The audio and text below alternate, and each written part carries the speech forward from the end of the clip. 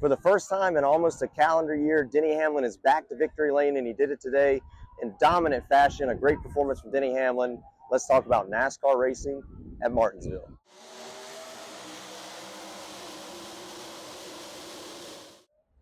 Hello everybody, welcome to Dirty Air. I'm your host Alex Lambert, and let's talk about NASCAR at Martinsville. An exciting day, a great race today from the Martinsville Speedway.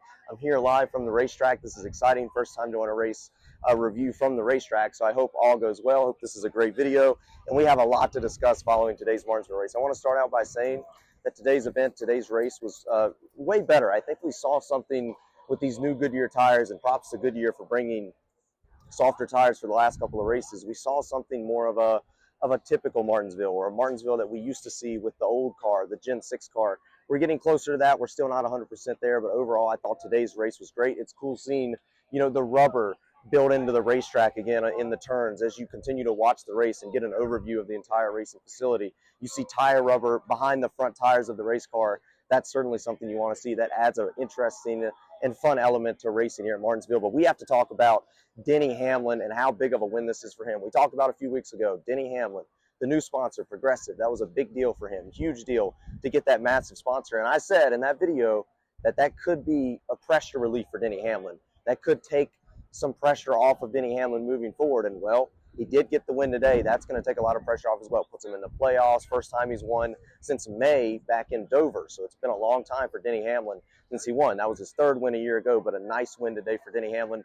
Denny Hamlin's been fast here in the past, but wasn't able to get the win. They executed perfectly today. Perfect on pit road. Perfect on the restarts. He took off on every restart. Immediately took the lead. Nobody could really challenge him. I think Christopher Bell challenged him on one of those later race restarts, was side by side with him a few laps, but they could not really catch him. That was certainly exciting. But Denny Hamlin, great performance today. Want to give props to Hamlin. Certainly earned the win today, deserved the win, put himself up front, stayed up front, and led the most laps, won today. Huge win for Denny Hamlin. A lot of pressure taken off. Big deal today for Hamlin. It's 11 against the world is what he says, right, in his flag. And that's some encouragement that he's going to use. There's certainly a few other aspects that we need to talk about. Let's go ahead and go through the top 10 for today's race. I want to talk a little bit about Christopher Bell. A nice second place finish for Christopher Bell. Been fast here in the past, and once again had a fantastic day today at Martinsville. Once again has won a couple of times here at Martinsville as well. A nice second place finish for Bell. It's been a really fast year for him. Once again, had a rough couple of weeks, but has won 3 of the 7 races so far. Finished second today. Tried to give something for Hamlin, but couldn't quite do it. Joe Gibbs Racing is really strong this year. Another Toyota finishing right behind him. Bubba Wallace. Wallace has finished pretty strongly in the last couple of spring races here at Martinsville. Certainly had a pretty solid day today in Martinsville. Finishing third is certainly exciting for him. Got some stage points as well. A great performance from Wallace, but really couldn't get by his teammate Denny Hamlin. They were certainly working together at times to try to, pick a lane, choose a lane. That was fun to watch, right? When Bubba would choose the top lane and try to hold it off, or choose the second lane, or the inside lane or the outside lane. That was certainly exciting to watch. But Bubba Wallace really never had anything for his teammate Denny Hamlin, but they did a great job working well together all day. All the Toyotas did a phenomenal job working together all day, and that's why they make up the entire top 3. You have Chase Elliott in the 4th position. Nice finish for Elliott. We've been talking for a long time now. He has not won since Texas in 2024. So last year at Texas, that's almost a full calendar year as well. And I've been talking about it all off season. When can Chase Elliott get back to winning NASCAR Cup Series races? When can Chase Elliott get over that hump? Well, today was a big step. He certainly looked fast early on in the race. Looked like he could be a real contender to get by Denny Hamlin, but just couldn't quite get it done.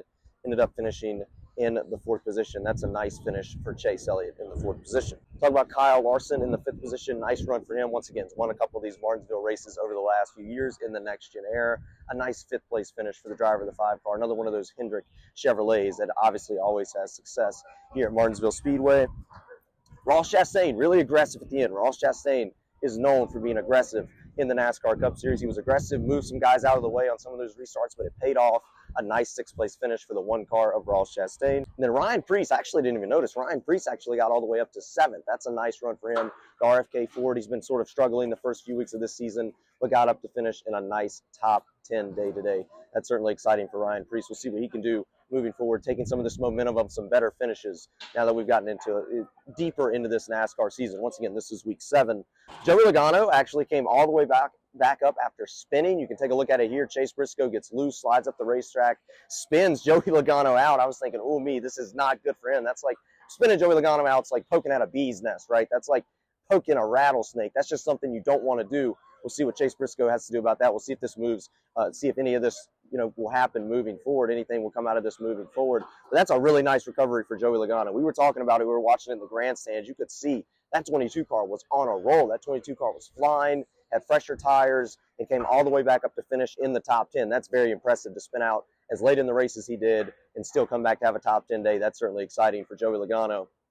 We'll have to continue to see what he can do. By the way, that's Joey Logano's first top 10 of this season. So it took him quite a while to get there, and he had it in more dramatic fashion. He did it in the race that he spun out in, certainly interesting, but we'll have to keep an eye on what he can do moving forward.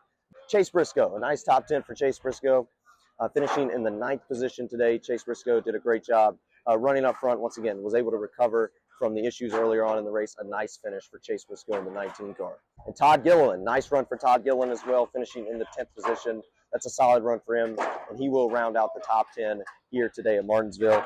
A few drivers that did have issues today was Josh Berry in the 21 car. Looked like it was going to be a promising day starting out today for Josh Berry. Unfortunately, after having speed, looked like he was going to win the first stage of this race. A caution came out, and then issues just pursued after that. There were some talks maybe a battery fell out of its place, lost power, continued to have issues throughout the day, mechanical issues today for Josh Berry. That's certainly going to be unfortunate. Josh Berry does not end up finishing today's race up front. Very disappointing day for the driver of the 21 Wood Brothers Chevrolet. We'll have to see what he can do moving forward. It's been a good year for Josh Berry, so today was definitely a disappointment. Things just didn't end his way, didn't turn out his way today in Martinsville.